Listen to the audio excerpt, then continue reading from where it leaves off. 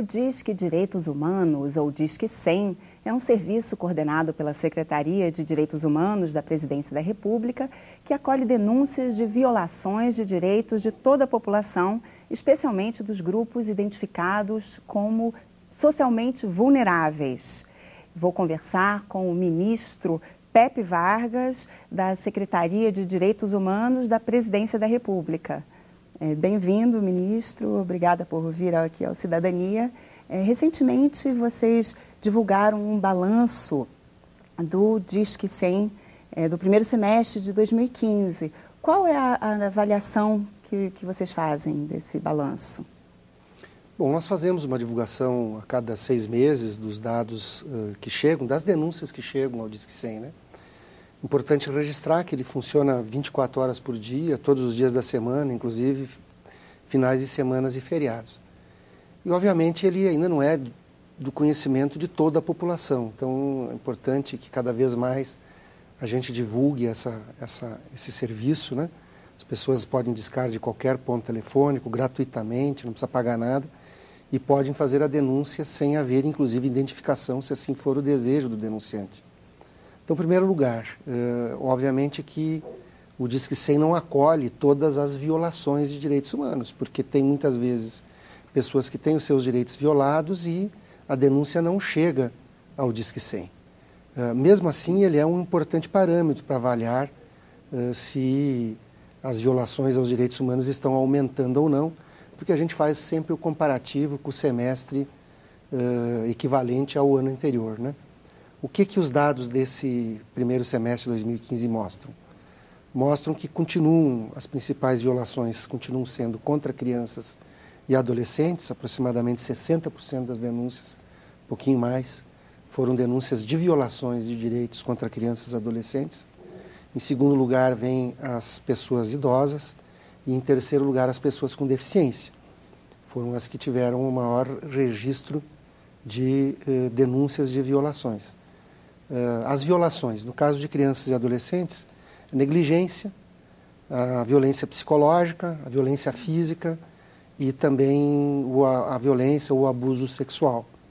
No caso da pessoa idosa e no caso da pessoa com deficiência, é negligência, a violência psicológica, aí vem uma peculiaridade na pessoa idosa e na pessoa com deficiência, que é o abuso financeiro, né?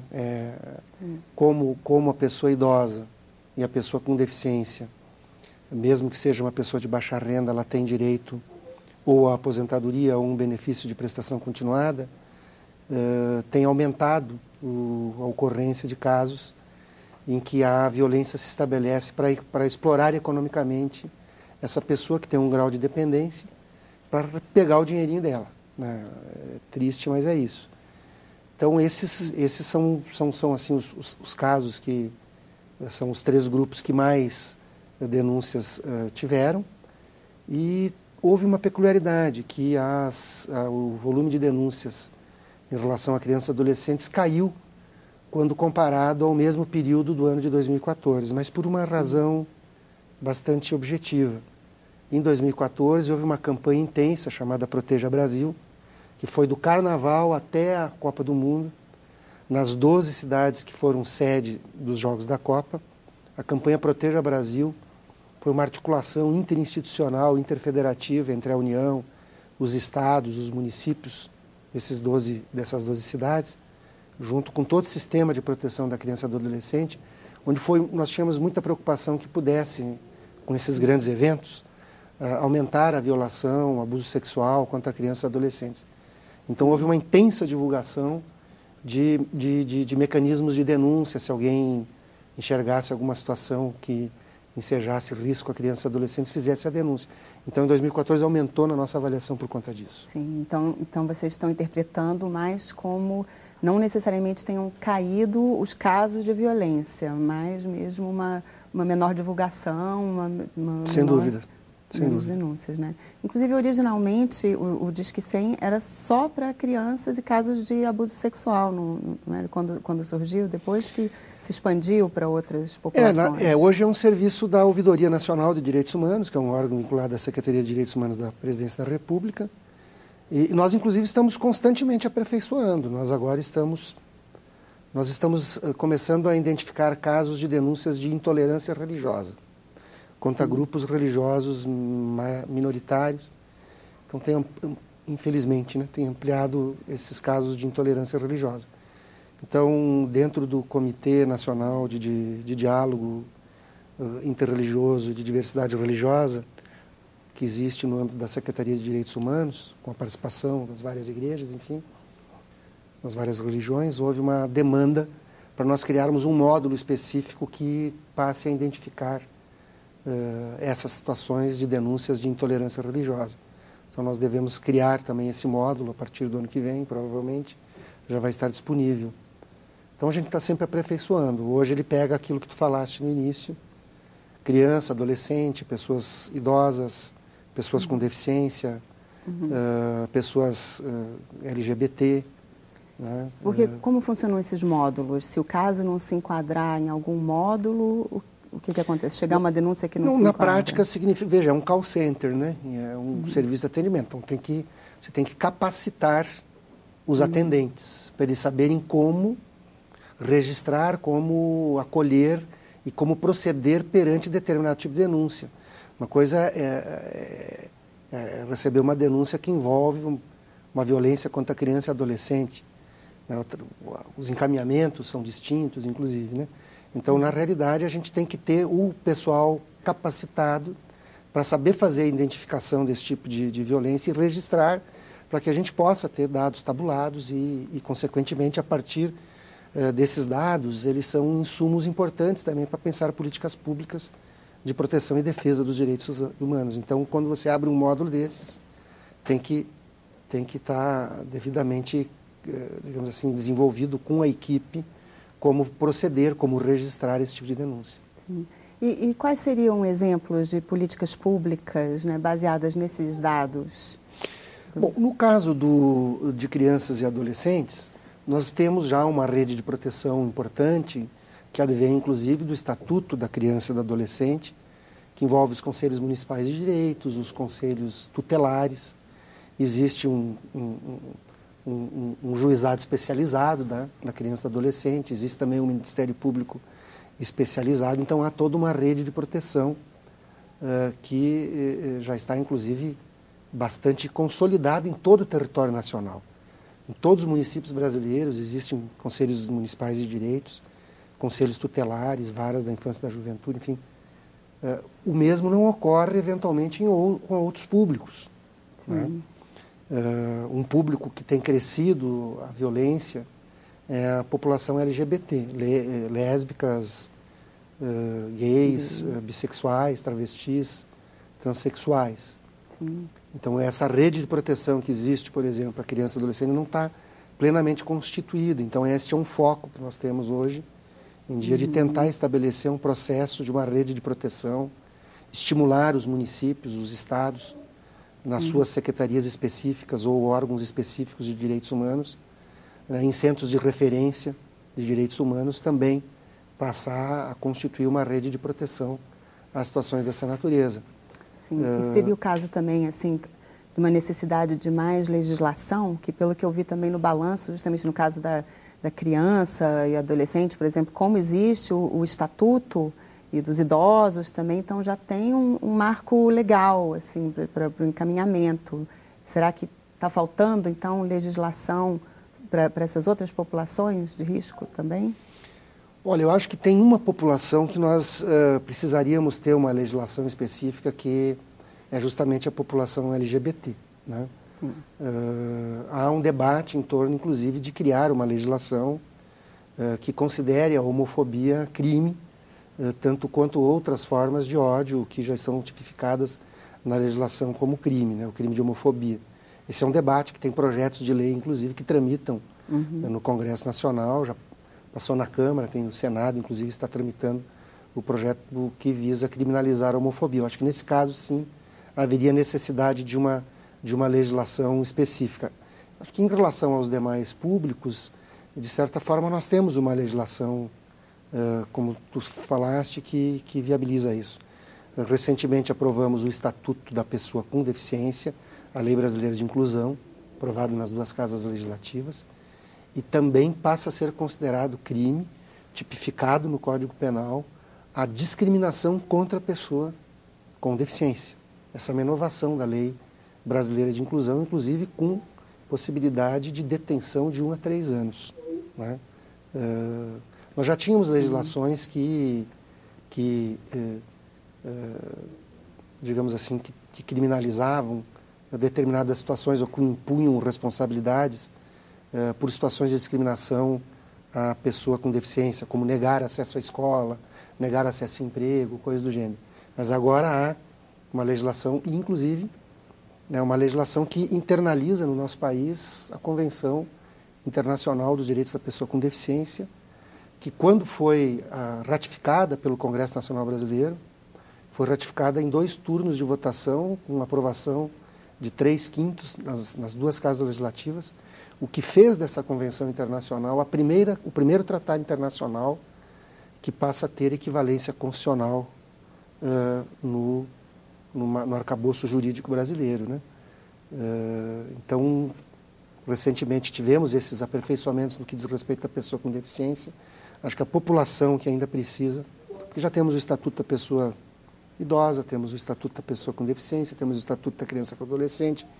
Então, acho que a população ainda que precisa, de fato, de um marco legal que lhe proteja mais é a população LGBT. LGBT, né? Agora tem também os moradores de rua, né? Que são a população em situação de rua, ela sofre muita discriminação e violência também, né? Uhum. Mas as denúncias até que não são tantas, pelo que eu vi, né? Assim, a população ainda não está preparada para defender a população, talvez? Veja bem, o fato de a denúncia não chegar no Disque 100 não quer dizer que ela não ocorra. Com certeza. Né? Mas há aqueles casos famosos, né, de mendigo que foi incendiado, né, enfim, isso infelizmente acontece. Né? E será que a denúncia não chega porque a população não está disposta ainda a defender essa população? É uma possibilidade, sem sombra de dúvidas. Né? É significativo que o maior volume de denúncias seja de violências contra crianças e adolescentes. Parece que a sociedade é mais reativa quando vê uma violação a um direito humano de uma criança e adolescente, o que, aliás, é muito bom. Né? Nós precisaríamos que toda esta indignação também se estabelecesse a outros públicos que sofrem também violações dos seus direitos, seja uma negligência, né? Às vezes a violência psicológica, muitas vezes as pessoas, não é nada, né? A violência psicológica, às vezes, deixa marcas mais profundas do que uma violência física. Né? Então, também é uma violação a um direito humano muito grave, a violência psicológica. Né? Então, qualquer tipo de violação precisa ser combatida para que a gente tenha uma sociedade com uma cultura de maior tolerância, de respeito aos direitos humanos, né? Que são muito amplos. Né? São desde dos direitos civis e políticos, o direito de liberdade de expressão, de opinião, o direito de votar, de ser votado, até os direitos econômicos e sociais, do trabalho, da educação, da saúde. Né? Muitas vezes, quando se fala em direitos humanos, às vezes as pessoas não compreendem que é o conjunto de direitos para que a vida seja exercida de forma digna, né? Que expresse a dignidade da pessoa humana. E é inerente ao ser humano. Né? Basta, pelo fato de ser um ser humano, ele já tem, né, inerentemente esses direitos a uma vida digna, né?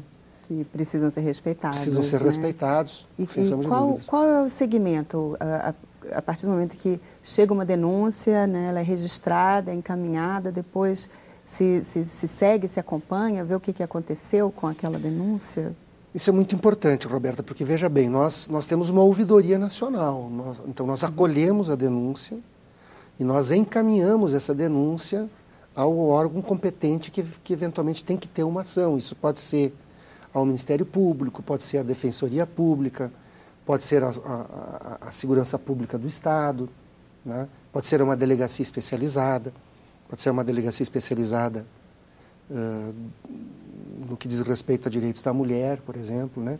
Embora nós temos o Disque 180, que é o serviço que acolhe denúncias de violações aos direitos das mulheres, que está vinculada à Secretaria de Políticas das Mulheres, mas, eventualmente, quando nós recebemos, nós encaminhamos ao 180 também. Então, pode ser, quer dizer, a denúncia que chega, ela é encaminhada, ela tem algum encaminhamento, né, para que, a um centro de referência, ou a um conselho, ou a um centro de referência e assistência social, né, se é garantir algum direito que não esteja sendo garantido àquela pessoa. Então, conforme a denúncia que chega, não precisa negligência, por exemplo, né, a pessoa está sendo negligenciada em algum direito dela, você pode encaminhar para um centro de referência e assistência social, né, que vai encaminhar essa pessoa a algum órgão específico que pode garantir esse direito a essa pessoa. Negligência, inclusive, é um volume grande de denúncias. Sim. São denúncias de negligência, né? Inclusive, eu até estava reparando no balanço que a negligência, tenho a impressão que é o maior em todas as áreas, né? A maior denúncia é de negligência, seja com idoso, criança, presos, inclusive, né? Pessoas em privação de liberdade, né? Em geral, são muito negligenciadas. Até porque o nosso sistema prisional, ele é um sistema prisional onde as condições de salubridade, as condições de higiene, as condições de acesso a serviços básicos não são adequadas. O Brasil precisa fazer uma grande discussão de melhoria do seu sistema prisional, né? Porque o sistema de justiça, ele não é um sistema para vingar. Ele não é um sistema que é estabelecido para que a sociedade se vingue de quem cometeu um crime contra a sociedade ou contra alguém da sociedade. Ele é um sistema para reeducar, para reinserir. Nós não estamos mais sob a égide da lei do talhão. Todos os sistemas penais do mundo inteiro trabalham essa concepção, né, da reeducação e da reinserção social daquela pessoa que entrou em conflito com a lei, que precisa colocar-se em dia com a sociedade, mas ela precisa ter o seu direito, enquanto ser humano, também preservado. Mesmo que ele esteja preso, ele não pode ser vítima de maus tratos, ele não pode ser vítima de tratamento desumano, de tratamento degradante, ele não pode ser vítima de tortura, ele não pode ter negligenciado o seu acesso à saúde, o seu acesso a uma alimentação adequada. Até porque, além de ser uma pessoa humana que tem, apesar de ter que se colocar em dia com a sociedade, cumprindo a sua pena, ela não pode ter negligenciada nos seus direitos, também é importante para o conjunto da sociedade.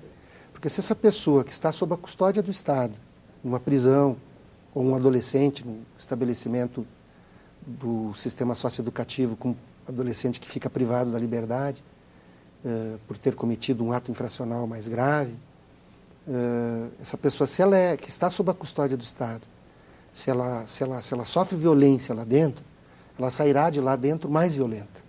E no seu retorno à sociedade, ela exercerá essa violência contra a sociedade, contra alguém da sociedade. É sempre alguém da sociedade que vai pagar pela violência que, eventualmente, o próprio Estado estabelece contra alguma dessas pessoas. Então, tanto sob o ponto de vista de uma visão humana, como do ponto de vista de uma sociedade mais segura, é importante que esses direitos sejam assegurados.